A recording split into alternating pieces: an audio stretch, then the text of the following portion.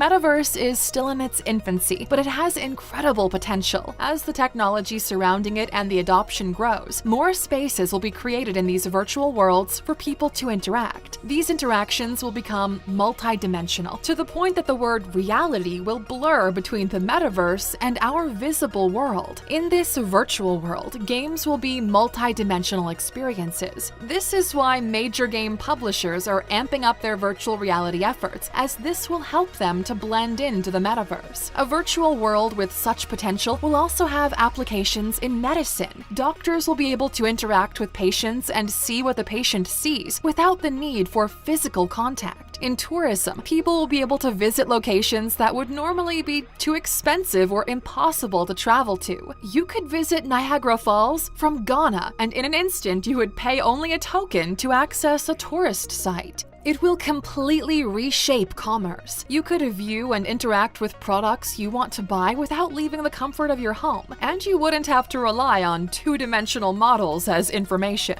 So much more is possible with the metaverse, and those who start early will shape it to fulfill their dreams. Who is selling us this land?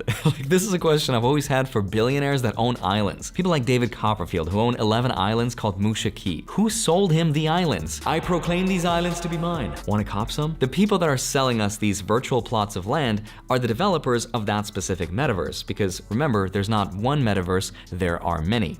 One popular one is Lunacia from the game Axie Infinity that I told you about. But when most people talk about buying land in the metaverse, they're usually referring to the two most popular ones. The first place is called Sandbox, and it was created in 2012. They have a limited amount of 166,000 plots of land. So again, it is limited, and their focus is on allowing their users to create their own NFTs and video games, which is pretty cool. They partnered with people like Snoop Dogg, Ubisoft, SoftBank, and OpenSea, and they raised over $93 million in their first round of funding, so very funded.